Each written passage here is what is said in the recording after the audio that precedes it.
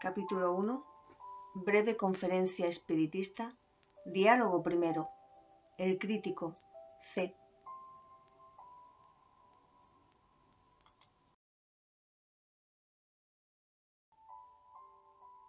El visitante. Precisamente para salvar ese escollo, vengo a rogarle que me permita presenciar algunos experimentos.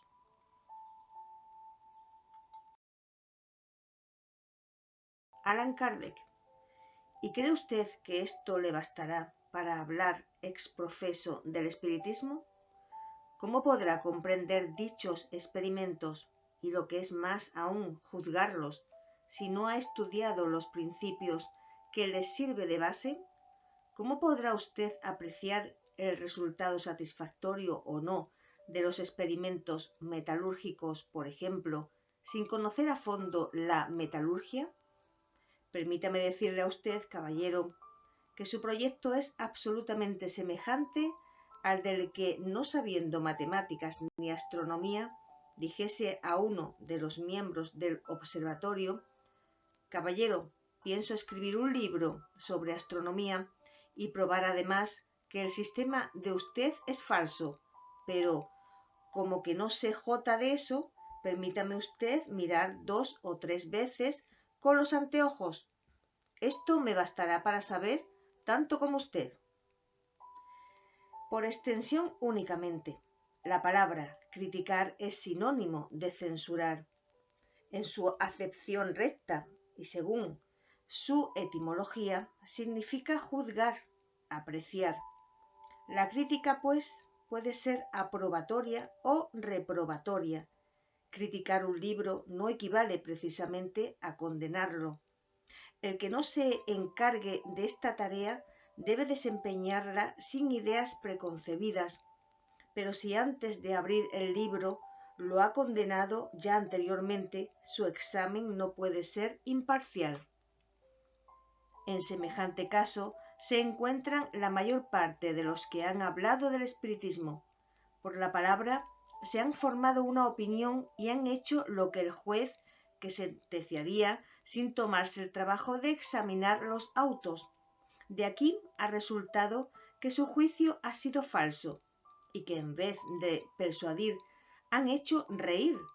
Respecto de los que han estudiado seriamente la cuestión, en general han cambiado de parecer y más de un adversario se ha trocado en partidario, viendo que se trataba de una cosa muy distinta de lo que había creído.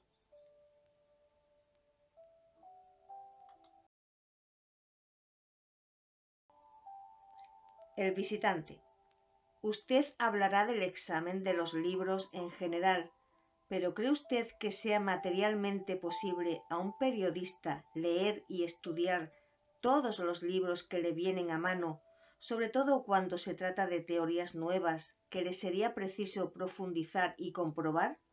Tanto valiera exigir de un impreso que leyese todas las obras que salen de sus prensas.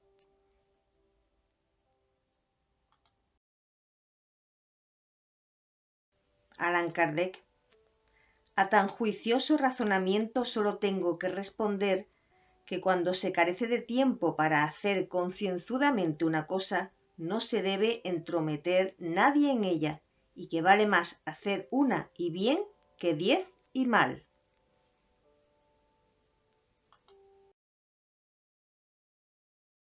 El visitante. ¿No crea usted, caballero, que he formado mi opinión a la ligera? He visto mesas que giraban y golpeaban, y personas que se imaginaban escribir bajo la influencia de los espíritus, pero estoy convencido de que todo era charlatanismo.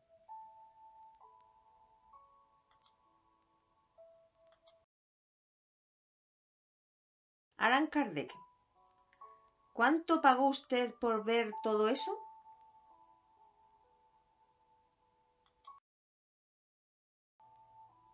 El visitante. Nada, ciertamente.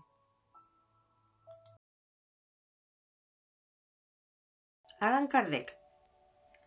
Pues vea usted unos charlatanes de singular especie y que conseguirán cambiar el significado de la palabra. Hasta ahora no se habían conocido charlatanes desinteresados. De que un bromista haya querido divertirse una vez, ¿ha de seguirse que las otras personas sean embaucadoras? Por otra parte, ¿con qué objeto se habrían hecho cómplices de una mistificación? Para divertir a la sociedad, contestará usted. Convengo en que una vez se preste alguien a una broma, pero cuando ésta dura meses y años, creo que el mistificado es el mistificador. Es probable que por el mero placer de hacer creer una cosa que se juzga falsa, se aburra alguien horas enteras junto a una mesa. Semejante placer no es digno de tanto trabajo. Antes de calificar de fraudulento un acto, es preciso preguntarse qué interés hay en engañar, y usted convendrá en que existen posiciones que excluyen toda sospecha de superchería y personas cuyo carácter es una garantía de probidad.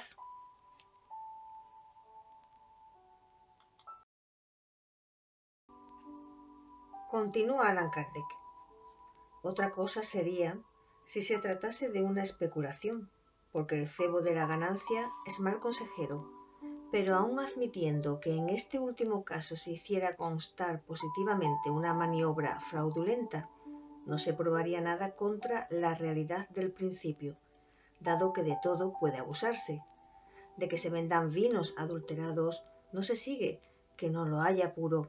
El espiritismo no es más responsable de los que abusan de su nombre y lo explotan que la ciencia médica de los charlatanes que ofrecen y apoyan sus drogas y la religión de los sacerdotes que abusan de su ministerio. El espiritismo, por su misma naturaleza y novedad, debía prestarse a ciertos abusos, pero ha ofrecido medios de reconocerlos, definiendo claramente su verdadero carácter y declinando toda solidaridad con los que lo explotan o lo separan de su objeto exclusivamente moral, haciendo de él un oficio, un instrumento de adivinación o de fútiles investigaciones.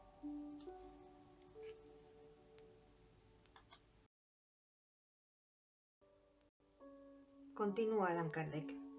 Desde el momento que el espiritismo traza por sí mismo los límites en que se encierra y precisa lo que dice y lo que no dice, lo que puede y no puede, lo que es y no de sus atribuciones, lo que acepta y lo que rechaza, toda la culpa recae sobre aquellos que sin tomarse el trabajo de estudiarlo, lo juzgan por las apariencias, quienes al encontrar saltimbanquis que se jacten de ser espiritistas para atraer a los transeúntes, dirán gravemente: he ahí el espiritismo. ¿En quién recae definitivamente el ridículo? No es en el saltimbanqui que desempeña su oficio, ni en el espiritismo, cuya doctrina escrita desmiente semejantes asertos, sino en los críticos que hablan de cosas que no conocen o que a sabiendas alteran la verdad. Los que atribuyen al espiritismo lo que es contrario a su esencia lo hacen o por ignorancia o con intención. Si es lo primero, obra con ligereza; si es lo segundo, con mala fe. En el último caso, se asemejan a ciertos historiadores que alteran la historia en interés de un partido o de una opinión, y un partido se desacredita siempre, empleando tales medios, y no logra su objeto. Note usted bien, caballero, que no pretendo que la crítica deba aprobar nuestras ideas necesariamente, ni siquiera después de haberlas estudiado. No censuramos de ningún modo a los que como nosotros no piensan. Lo que para nosotros es evidente puede no serlo para todo el mundo. Cada uno juzga las cosas desde su punto de vista y no todos sacan las mismas consecuencias del hecho más positivo. Si un pintor, por ejemplo, pone en su cuadro un caballo blanco, podrá decir muy bien que produce mal efecto y que uno negro hubiese sentado mejor, pero el error hubiera consistido en decir que el caballo es blanco siendo negro, y esto es lo que hace la mayor parte de nuestros adversarios. En resumen, cada uno es completamente libre de aprobar o criticar los principios del espiritismo, de deducir de ellos las buenas o malas consecuencias que se le antoje, pero es un deber de conciencia para todo crítico serio el no decir lo contrario de lo que es, y para ello la primera condición es la de callar sobre lo que se ignora.